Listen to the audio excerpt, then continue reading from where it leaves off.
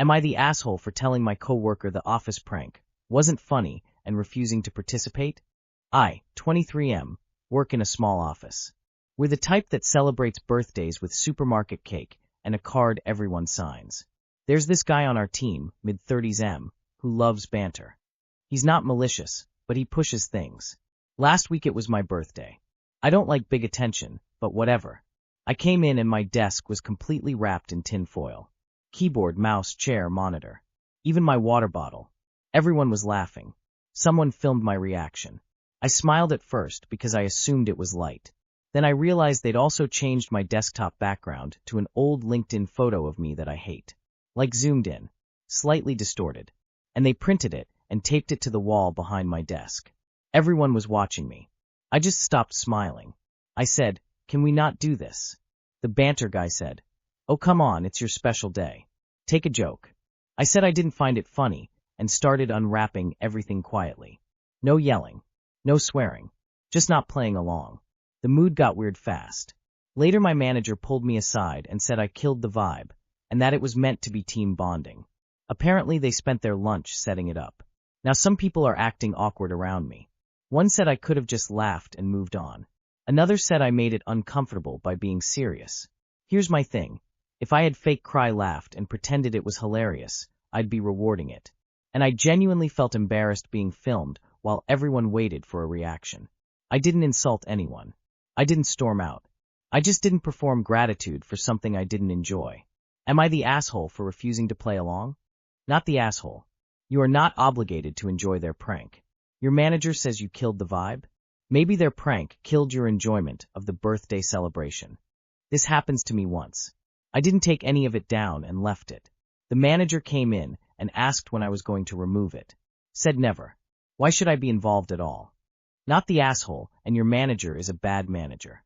Would I be the asshole if I call off the wedding my mom planned for me? I, 28F, am having 2 wedding celebrations in about 7 months. 1. My mom is planning a large cultural celebration that is centered around a religion she and my dad are very active in. The ceremony and those hosting will be speaking a non-English language. The groom, 34M, and I do not speak the language and do not participate in this religion or are present in the cultural community. The guest list is well over 350 people, many of which I've never met. This takes place 7 days before the second wedding. 2. The second is a small/medium-sized, American-style wedding. We have invited 100 people that includes our immediate family, close distant family, close friends, and co-workers and their plus ones. We only want people we care about here. This is the one we agree is our real wedding. My mom asked if she could invite some of her friends to the second wedding. We told her she could invite 15 people. She made a list of 25. We stood firm on 15, and she increased her list to 30, saying she will pay for them. All 30 of her guests are already invited to the cultural wedding and are strangers to us, the bride and groom.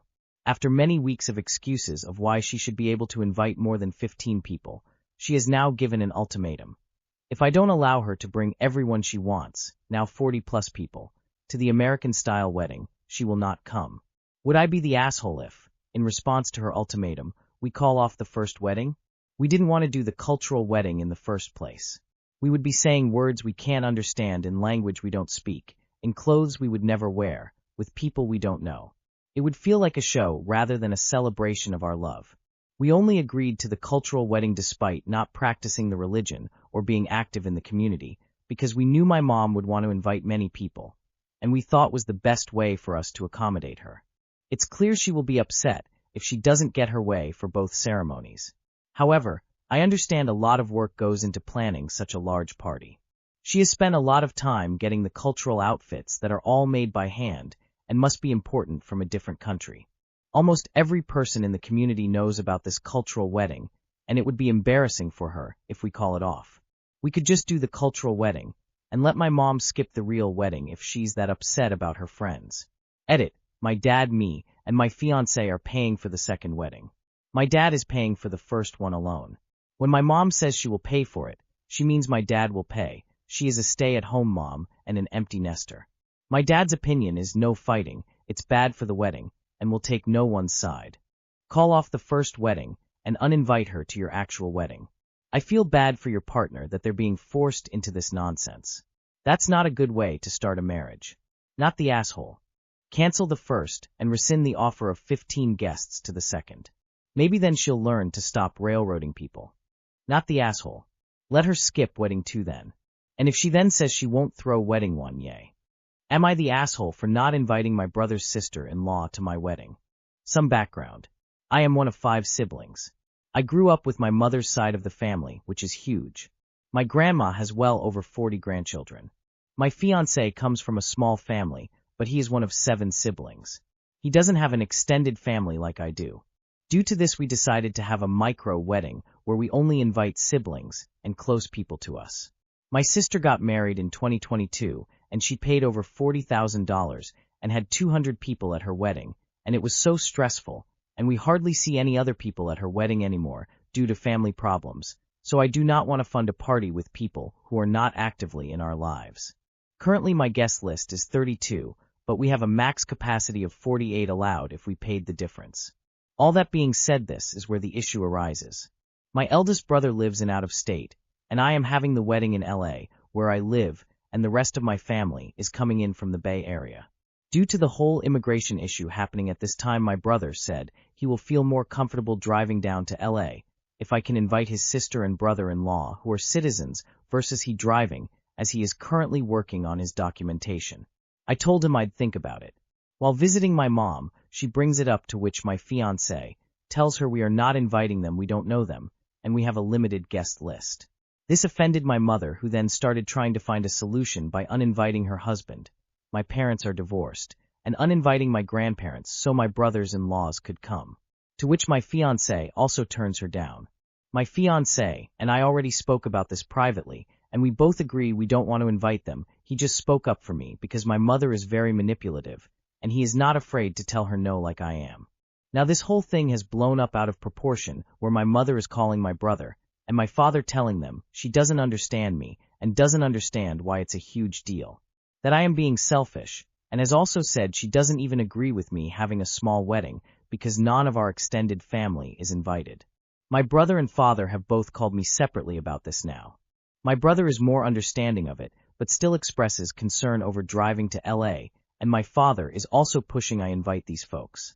I could reasonably speak to them, but my mother on the other hand is pissed off, and is taking the role of offended mother-in-law, and feels it's my fiancé not wanting to invite versus us as a united couple who made this decision. I do want to extend the guest list to 48, but not to invite these people, but so we could invite more people we have close relationships to. However, I now feel tremendous guilt, and feel like I am almost obligated to invite due to the problems this has stirred with everyone, as well as now causing friction with my fiancé. Newsflash: if he's worried about being deported, having someone along isn't going to prevent him from being deported. He should probably not go to the wedding. It's a legitimate concern. Given the immigration issues in the U.S. currently, even having full citizens in the car won't keep him safe from ICE. Personally, I feel he would be safer about attending full stop if he's not fully documented yet. I don't understand why they can't drive him, and then find something else to do the day of the wedding. Why would they even want to go to the wedding of someone they don't even know? Have they said anything about it? Am I the asshole? I lent my cousin my dead dad's tools. My dad was my hero, and I value his tools. I had him sign for them, and without telling me, he's been very salty ever since. My dad died over 2 decades ago. He was a mechanic and had all nice tools, even by today's standards. My narcissistic mom tried to sell them while I was away. You can use pliers, screwdrivers, wrenches, and other tools around the house. Every time I use them, I fondly remember my dad and all of the good times we had together, fixing our cars and things around the house. My cousin was working on an old car and didn't have many good tools. I thought, well, no one is using these tools and they could be put to good use, restoring that car. His wife and I didn't get along well until a few years ago. Something happened, I took the high road and helped her out. Now we get along. But I think if something happened to my cousin, she would sell off his tools and stuff, my dad's tools included. So I took pictures of them and printed out a little contract saying, "These are my tools, and if something should happen to my cousin, please return them to me." My cousin knows how close I was to my dad. The whole family loved my dad. He got a little pissy when I asked him to sign the paper. I calmly explained to him, just like I did to you. I told him if it was such a big deal to him, I'd just not loan him the tools. I didn't want something to come between us. He said, "No, that's okay. I'll sign it." I know he's used the tools on that car.